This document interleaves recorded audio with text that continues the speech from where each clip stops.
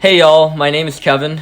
And I'm Deb. We're here to give you a very informal tour of MIT through the lens of a swimmer.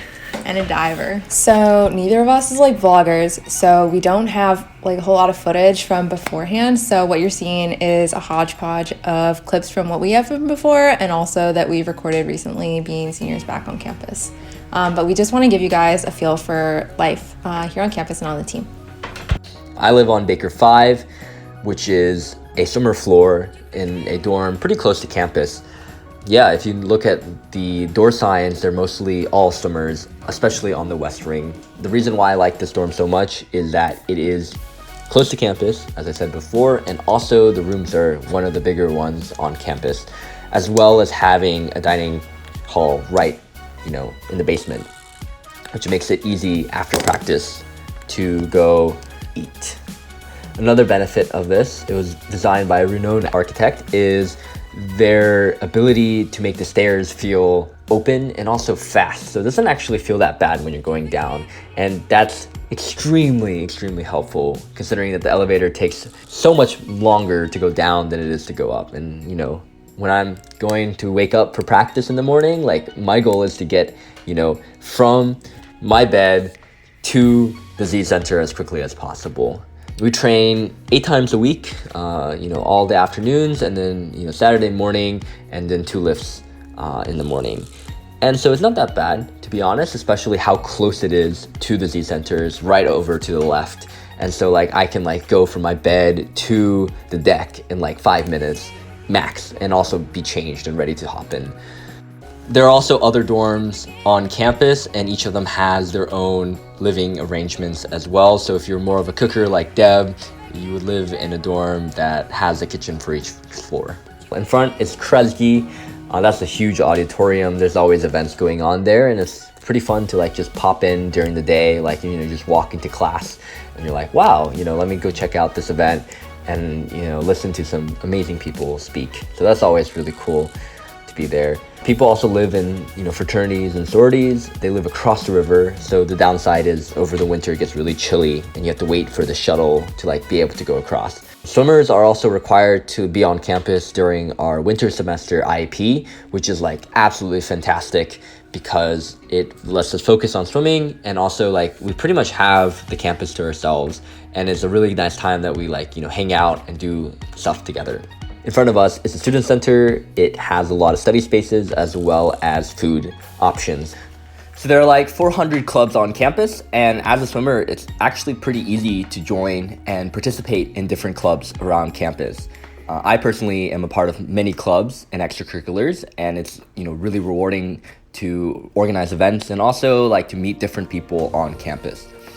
I think the favorite club I'm a part of is Hack MIT, which runs a yearly hackathon for college students. We bring over 1,500 people. Even this year, we're working on a virtual hackathon, and it's really fun to be with people who are just as motivated as me and also working on things other than swimming.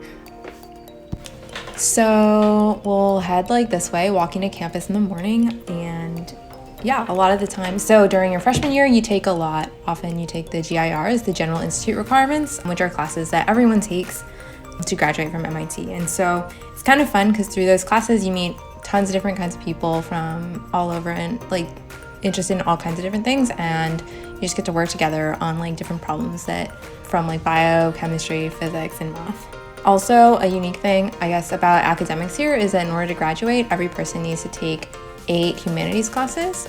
I found that my humanities classes are some of my favorite classes that I've taken here so far. In terms of how hard classes are, it's really what you want to make it. Of course, there's graduation requirements and you have to fulfill your major requirements and you have to do all your GIRs, but after that, you can really just take whatever you want and you can make it as hard or as easy as you want. But oftentimes, there's just a lot of really cool classes on campus, and some of them end up being harder, some of them end up being easier. One of the really nice things about really hard classes is that they really foster a collaborative environment on campus.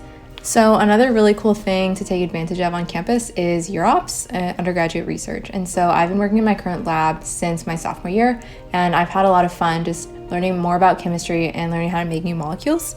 Getting to Europe is pretty straightforward, honestly. I just emailed a couple of professors and talked to one of my TAs. That's definitely one of the easiest ways to do it for life sciences. You can also look online at the Europe listing. Now we're walking down the side, since I'm not allowed to Infinite, and we see like Killian Court, which is the most iconic place on campus. This area actually, like the surrounding buildings, is where the majority of recitations are being held. And so it's very close to all the dorms, which gives it a extra benefit of not having to walk that far to get around campus. Another fun thing about being here, like in Boston, is that we have all of Cambridge and all of Boston to take advantage of. Being in this like big bustling city is a lot of fun. There's tons of food everywhere. So, whether you want boba or Korean food or like literally whatever you want, you can just find it off campus. But yeah, so there's tons of food around. There's also just so much to do in Boston. There's like lots of parks. There's, like concerts, museums, sports events to go to. And MIT also like offers discounted tickets to a lot of things so that you can really take advantage of being in the Boston area. Another fun thing is to like be on the river and go sailing. So you can take a sailing class and then you can take like a dinghy out on the river. But yeah, just being in the Boston area is a lot of fun. Yeah, and there are a lot of like traditions that we do as a swim team. Every single year we do go across the river during IAP to Yamato's, which is an all-you-can-eat sushi place, and see who can get the most pieces down. Yeah, and it's crazy. Like the girls' record is 70. I think the guys' record is 84 different pieces. We also do a lot of events together outside. We jump off the 5-meter at the end of each season, and also we have like a scavenger hunt at the beginning of the year. Hoped you liked it and learned something from it. And here we go, tech!